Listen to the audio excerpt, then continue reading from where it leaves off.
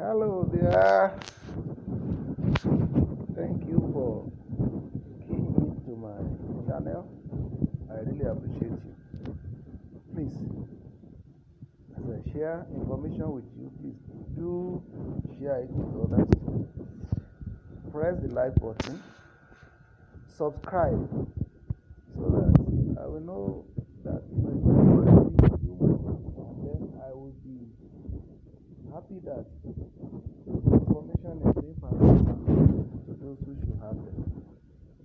You may also be saving people from making mistakes or costly mistakes for that matter.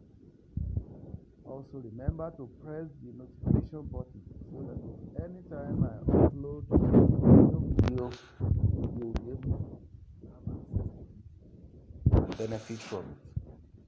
Once again, thank you for visiting my channel. Like I said, now I want to talk about this topic because I promised I was going to do 6 videos. The topic: farming is unproductive. I've done the 6th, but this one is the 7th one. I had to exceed the number because I discovered that there is a lot of information that I need to pass across. I want to be as complete as possible so that people will not be in the dark. Anything pertaining to what I'm saying. So I'll title this one: Farming is unprofitable, but exceptions to the rule. Exceptions to the rule. The general rule is that farming is unprofitable. And when I say farming, I mean commercial farming, when you intend to make money, to create wealth, real wealth from farming. I don't recommend it for you.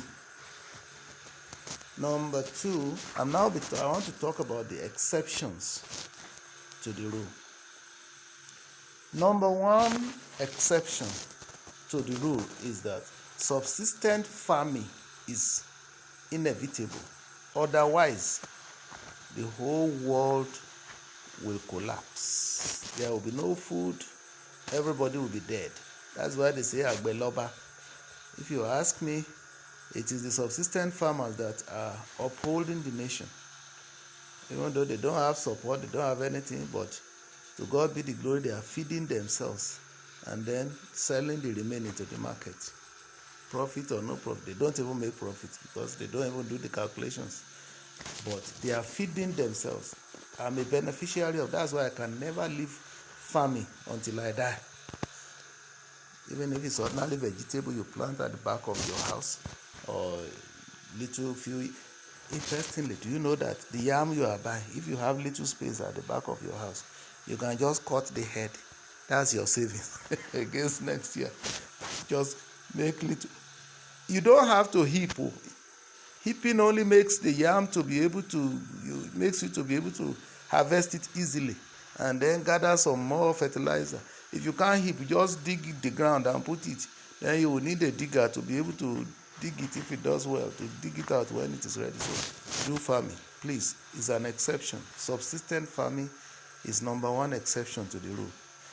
So without subsistence farming, we are finished. No matter what, don't be tempted not to farm. Today now, by God's grace, I believe we make little palm oil from my compound here.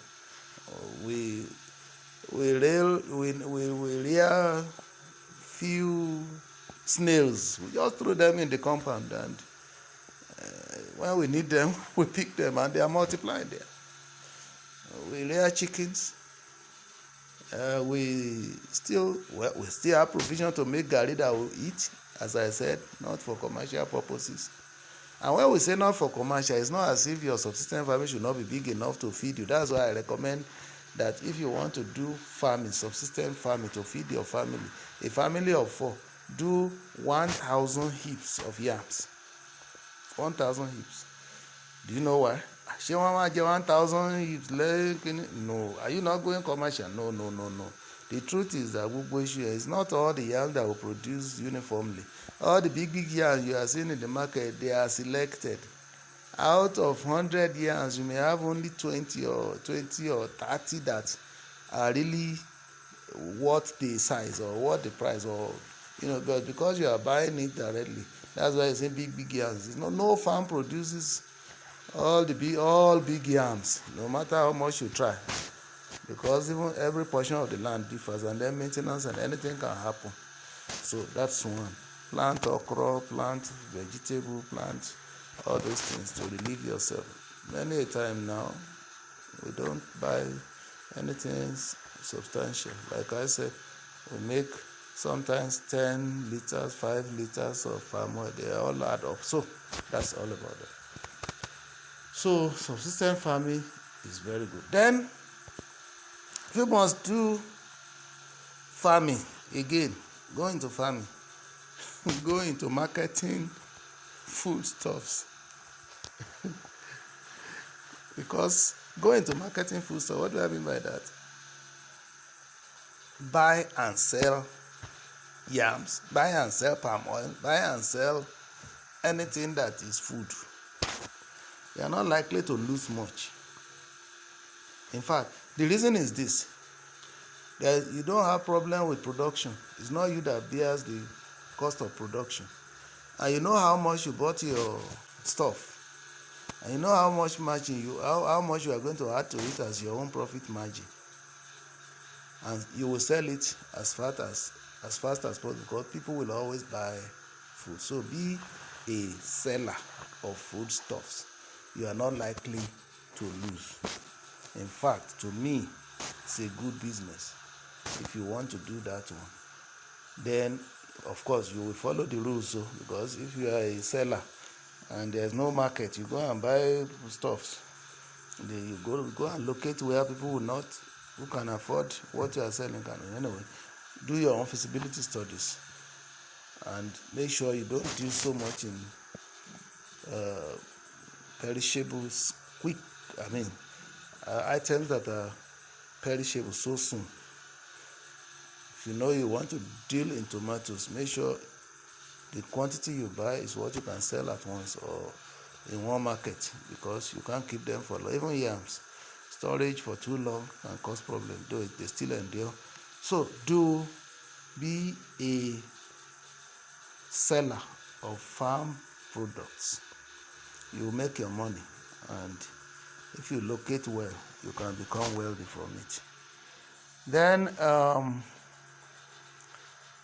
an exception to it, in fact, honestly, if you ask me, those are the two major exceptions. As if you are buying and selling, you won't lose. Then if you do subsistence farming, you feed yourself and sell the remaining, while you are still buying from others to sell, because you are not bearing the burden of heavy transportation costs, heavy logistics, and so on. So I hope I make myself clear. Maybe I will call this one part 7 now, part 7. So I may reflect this as part 7. Exceptions to the rule. Now, let me talk about one thing.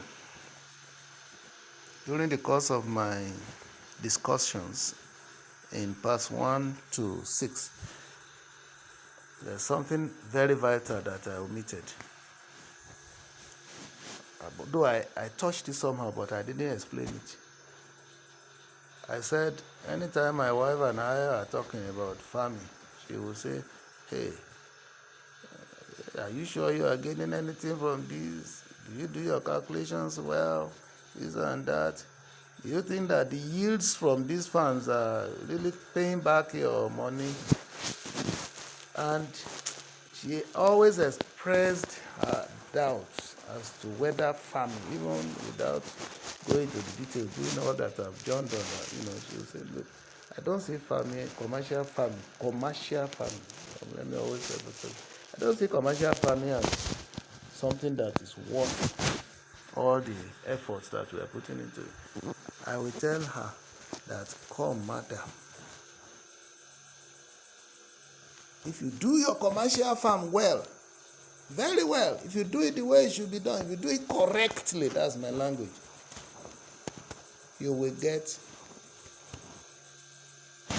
more than your projection. You will make your wealth. Experience is the best teacher. Now I know better. Even though her assertions or her thinking, her reasoning was the normal woman's way of thinking that, the women always, they are afraid of failure. That's why they will always warn the men, don't go into this thing. This thing is too hard. The men will still go. But when they come back like me, some people succeed. It depends on what you are doing. Then the women will be happy. They treasure their husbands. But when they fail, they will say, didn't we tell you? Mommy is not an exception. She's by my side now laughing that I told you that you wanted to kill yourself because of family, and see how it has turned out to be. Yes. You see, that's why it's good to be married. You have second opinion. You have the pros and cons of things. So it's very important. I really appreciate her cautions. And it has also helped me to really put in my best to see that I proved her wrong. But unfortunately, those factors I told you about in past 1 to 6, they made me a failure in commercial farming, and I failed gallantly, but I've learned something. So I can postulate now and tell you, sorry, don't go into this thing. And you can do like me too, please. I beg you, don't. I'm a pastor. I told you, whatever I preach to you, go and search the Bible. If I lie to you, reject what I say.